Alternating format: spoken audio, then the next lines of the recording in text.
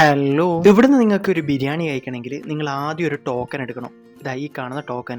അതിനുശേഷം സീറ്റിന് വേണ്ടിയിട്ട് വെയിറ്റ് ചെയ്യണം. നമ്മൾ വെള്ളിയാഴ്ച വന്നുകൊണ്ട് തന്നെ അത്യാവശ്യം നല്ല ക്രൗഡ് ഉണ്ട്. ഇവരിവിടെ ബിരിയാണി ഇലയിലാണ് കൊടുക്കുക. അതുകൊണ്ടാണ് ഇവർ ആദ്യം ഇല വെച്ച് തന്ന് അത് കഴുകാൻ വേണ്ടിയിട്ട് കുറച്ച് വെള്ളം കൂടി ഒഴിച്ചു തന്നത്. അങ്ങനെ നമ്മൾ കാത്തിരുന്ന നമ്മളെ ബിരിയാണി നമ്മളെ ഇലയിലേക്ക് ഇവർ വിളമ്പി തന്നിട്ടുണ്ട്. നമ്മളൊരു ലൈം ടീം കൂടി പറഞ്ഞിട്ടുണ്ടായിരുന്നു, അതാ ആദ്യം വന്നത്. പിന്നെ നമ്മളെ ഇലന്റെ ഓരത്തായിട്ട് നല്ല കച്ചമ്പറും പിന്നെ ഇവര് സ്പെഷ്യൽ അച്ചാറൊക്കെ ഇവര് വിളമ്പി തന്നു. ഞാനൊരു ഫുൾ ചിക്കൻ ബിരിയാണി ആയിരുന്നു പറഞ്ഞത്. അതിൽ 2 വലിയ പീസും പിന്നെ ഒരു തലക്കേടില്ലാത്തൊരു ചെറിയ പീസും എനിക്ക് കിട്ടി. സത്യം പറയുന്നതാണ്, ഇവരൊരു ഫുൾ ബിരിയാണി വേണമെങ്കിൽ നമുക്ക് 2 പേർക്ക് തിന്നാൻ പറ്റും. അത്രക്കും നല്ല ക്വാണ്ടിറ്റി ഉണ്ട്. 155 രൂപയാണ് ഇവർ ഈ ബിരിയാണിക്ക് ചാർജ് ചെയ്യുന്നത്. അതിന് ഇത് വെർത്താണെന്ന് ചോദിച്ചാൽ അബ്സല്യൂട്ട്ലി ഇത് വെർത്താണെന്നേ ഞാൻ പറയും. ആ ചിക്കൻ ഒരു പീസ് എടുത്തിട്ട് ആ ബിരിയാണിയിൽ വെച്ചിട്ട് ആ കച്ചമ്പറും അച്ചാറൊക്കെ കൂട്ടി കഴിക്കുമ്പോൾ കിട്ടുന്ന ഒരു രസമില്ലേ, അത് മറ്റൊരു ഫുഡിനും നമുക്ക് തരാൻ പറ്റൂല. നമ്മുടെ തലശ്ശേരിയിൽ ഇത്രയും ബഡ്ജറ്റ് ഫ്രണ്ട്ലി ആയിട്ട് ഇത്രയും നല്ല ക്വാണ്ടിറ്റിയിലും ക്വാളിറ്റിയിലും ബിരിയാണി കൊടുക്കുന്ന വേറൊരു സ്ഥലം ഉണ്ടോ എന്ന് ചോദിച്ചാൽ സത്യം പറഞ്ഞാൽ എനിക്ക് അറിഞ്ഞുകൂടാ. ഇവിടുത്തെ ബിരിയാണിയുടെ ടേസ്റ്റ് എങ്ങനെയാണെന്ന് ചോദിച്ചിട്ടുണ്ടെങ്കിൽ ഒരു നല്ല നാടൻ ബിരിയാണി ഉണ്ടല്ലോ, ആ ഒരു ടേസ്റ്റാണ് എനിക്ക് ഫീൽ ചെയ്തത്. നമ്മൾ കഴിച്ച് പകുതിയായപ്പോഴാണ് നമുക്ക് ഈ പപ്പടം കൊണ്ട് തരുന്നത്. ബട്ട്